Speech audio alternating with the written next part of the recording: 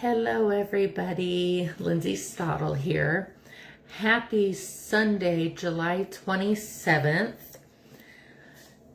I had a very good Zoom meeting this morning, or I shouldn't say this morning, early this afternoon, with a lot of my co-authors from the Born to Risk book that will be launching August 16th.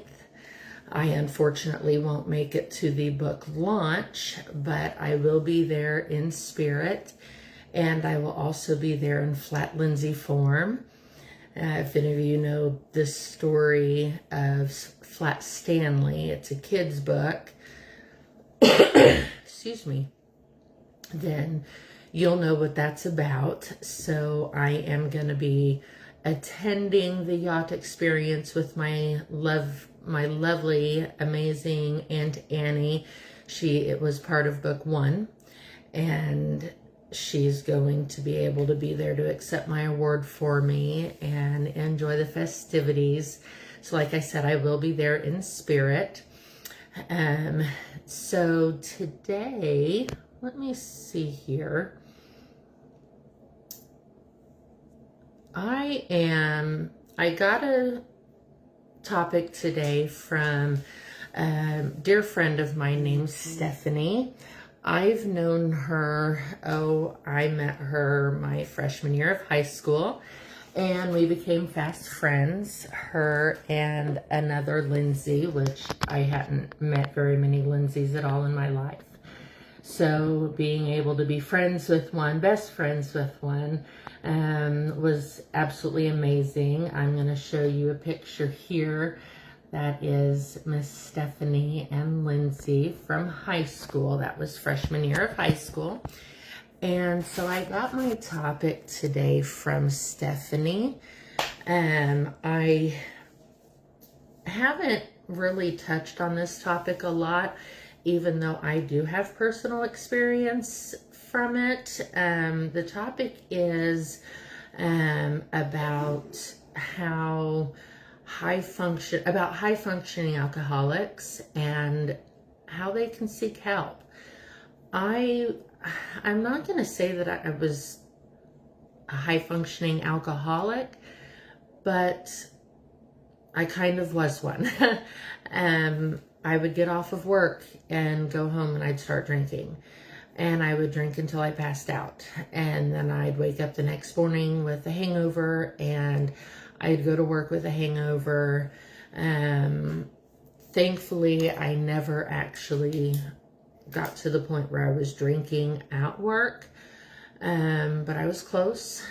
And this was all within a couple of months before my incident, and part of what pushed me over the edge. So, like I said, today's topic is about how high-functioning alcoholics can seek help. And today's my day 311. So we are less than a month away from August 16th book launch, and pretty close to my year mark where I will be launching my new Facebook group. So high-functioning alcoholics often face a unique challenge.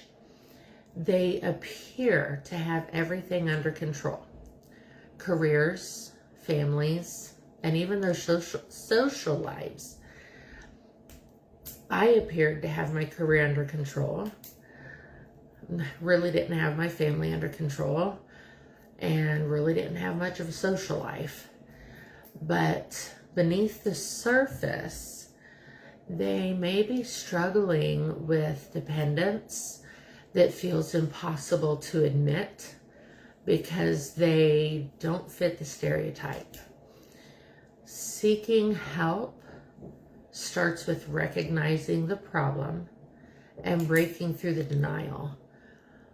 I didn't recognize the problem until after my incident. I was in denial that I had a problem. It often means reaching out to trusted friends, which I didn't really feel like I had that many friends, especially trusted ones.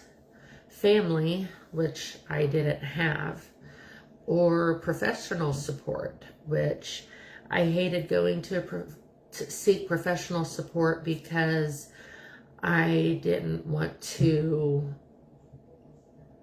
be seen as someone who needed help, you know. Counseling, support groups like AA, which I was not even willing to admit to needing, and therapy, which I finally did start going to. Those can offer tools for recovery while helping the person maintain their responsibilities. The key is understanding that asking for help is not a sign of failure. It's a step towards freedom, towards health, and a better life. Even the strongest people need support sometimes, and that's okay. Just because someone seems put together doesn't mean that they're not struggling. High-functioning alcoholics often hold down jobs, which I had, raise families, which I was doing, and appear in control, which I never really was in control of myself for as long as I can remember.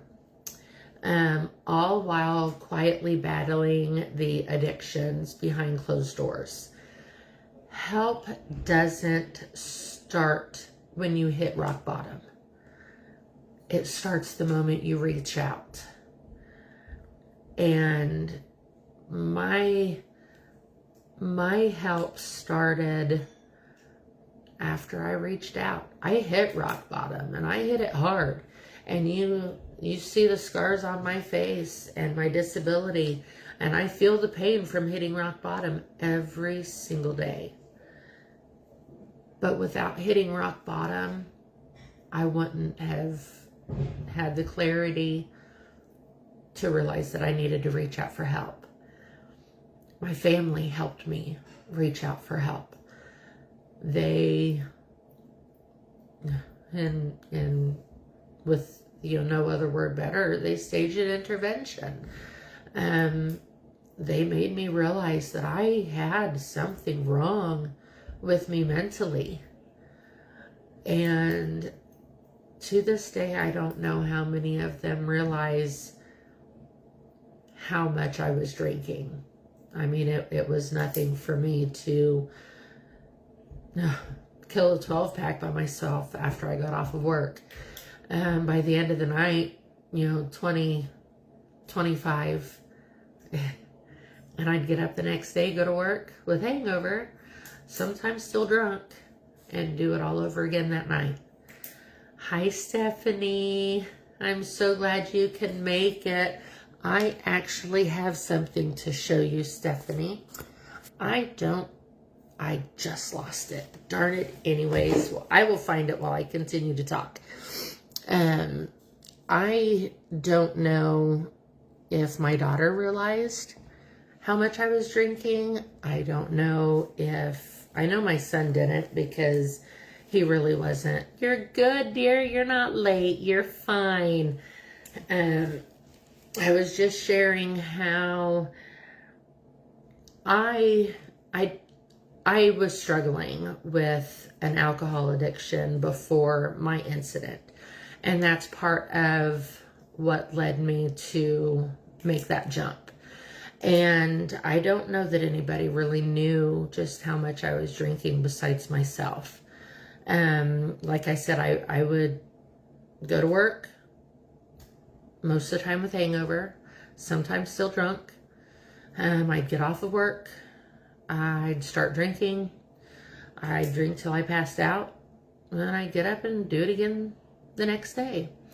And so once I hit rock bottom, once I jumped, my family staged an intervention, and that's when I was able to open my eyes to the realization that I needed help. And thank goodness for the week that I spent in therapy. Not therapy, let me rephrase that. I spent a week in a mental health facility, and that is the best decision I ever made for my mental health, for my physical health. Oh, there I go, dropping my phone. Here's a picture, blast from the past, Stephanie. Boy, howdy, that was high school. Can you believe that? Stephanie's one of my dearest friends from high school. Her and Lindsay and I, during the summer, we would call each other. We would have our TVs on MTV, and we would call each other if one of three songs came on. And just in case one of us wasn't watching, we were able to tune in and watch the music video. And so I love getting blasts from the past, and sometimes it's those little things. And I'm going to thank you, Stephanie, for contacting me yesterday, because it's those little things that make me realize that there are other people out there that might need my help, and there are other people out there that I need help from. And you reaching out to me yesterday made me realize that I do have friends. You know, I still have friends from 9th grade and high school. And even when I felt like I didn't have anybody to talk to, I'm sure Stephanie would have been fine with me reaching out saying, hey girl, I need someone to talk to, you know. And it's those times that you don't realize just how close your friends are until you need someone. And I apologize for not reaching out. And I apologize for not keeping in contact. You know, everybody's lives went in different directions, and it's easy to blame life and families and jobs and everything on not staying connected with people. But, you know, really, I wasn't even focused on my kids. I was focused on the fact that I was hurting and I was mentally sick. I use the term, my brain was sick.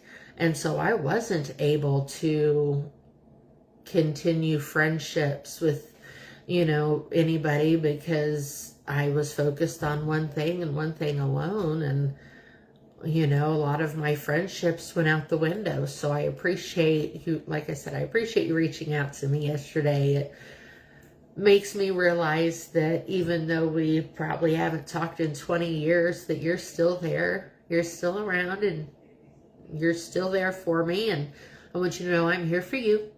So if anybody has wants to get in touch with me, they can find me on Facebook, Twitter, Instagram, TikTok, LinkedIn, YouTube, and also now my new Facebook group, which is called You Are Enough. I am going to be going, I'm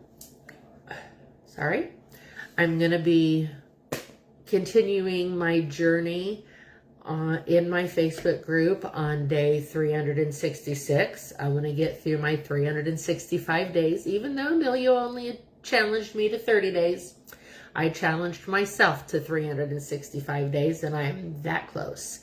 So I hope anybody who needs help knows how to get it. If you don't know how to get it, I hope you know that you can reach out to me and I will help you get it. I will be happy to be that listening ear. I won't offer an opinion unless I'm asked, because that's not my job. And by no stretch of the imagination, I am not a licensed therapist, doctor, nothing.